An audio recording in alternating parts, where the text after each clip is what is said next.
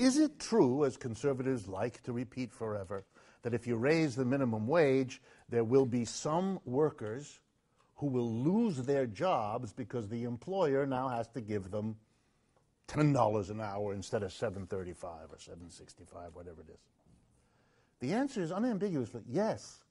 There will be some employers, from everything we can tell, who, if they have to pay workers higher, anything higher, won't do it. But that's not the end of the story.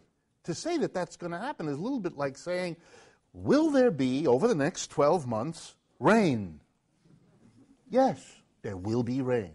Does that mean we're going to be flooded out? Does that mean we shouldn't have picnics scheduled outside? No, it means there's going to be rain. There will be some people who lose their job if you raise the minimum wage.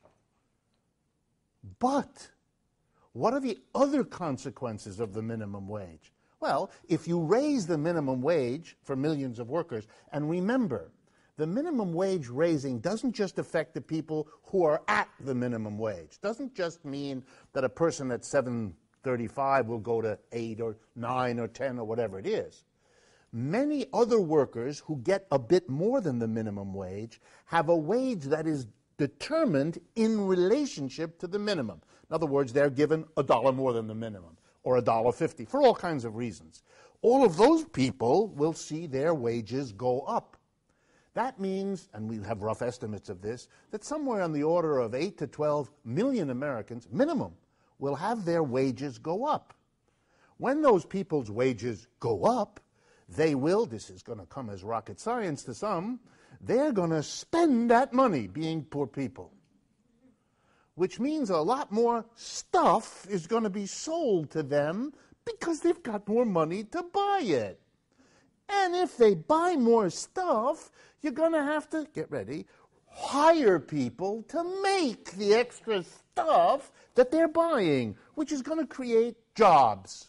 So does raising the minimum wage make people better off by the millions? Yes. Will it create jobs? Yes. Will they be more or less than the jobs lost? We don't know, but probably more. Meanwhile, even if it nets out, an awful lot of people are going to have a higher standard of living. That's the reality. The rest is a silly debate in which you take one side of a complex issue, hammer at that one in the hopes that people don't understand. You're just looking at one aspect of something. You're not looking at the totality when the thing looks really quite different. Don't be fooled. Since we last met, 2 countries have taken steps either to establish or to raise their minimum wage, and I wanted to make sure you all knew about it. First, Germany. Germany has not had a minimum wage law. Germany's economy is very well organized. It's Germany, after all.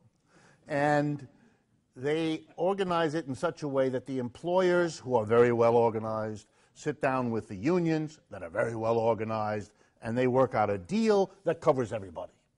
And they don't need the government, and that's basically why they've never had a minimum wage law. But there's been a lot of agitation, and so they finally passed a minimum wage law, which went into effect since our last monthly meeting. So I wanted you to know that their minimum wage that they established to start off is about $11.30 an hour. Ours is $7.35 an hour. Let me do that again. Germany is 11 and a quarter. United States, a little over $7. Our president has announced that he's in favor of a $10.10 an hour minimum wage, but apparently will not be able to get that through the Congress. So the Germans have 11 and a quarter. Second interesting thing that happened was the British government they have a minimum wage, they raised their minimum wage, another block this last month. So they're now also at about $11.50 an hour, like the Germans, and way ahead of us.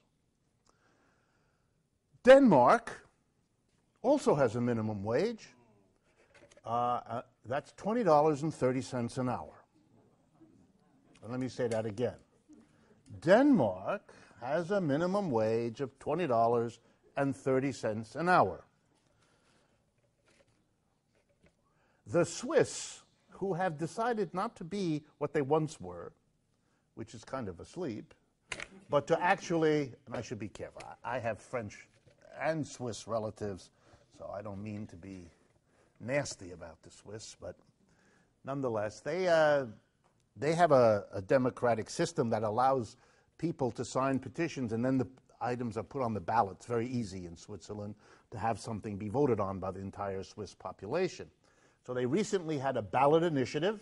They got more than I think it's 100,000, whatever the number is that they needed to sign it, and that was to establish a minimum wage of $25 an hour. That effort was voted down, but not by a lot. So they're going to continue the agitation. So let's review. Switzerland is struggling for 25. Denmark already has more than 20. Britain has over $11 an hour, and Germany does, and we come roaring in with $7.35. What is that? Think about it. What do you think it says about an economy, a society, that I could give you such numbers? Okay, I'm leaving it. You can draw the conclusions yourself and what it might mean. We are as rich or richer than all of those societies. But we just do not treat our people that way.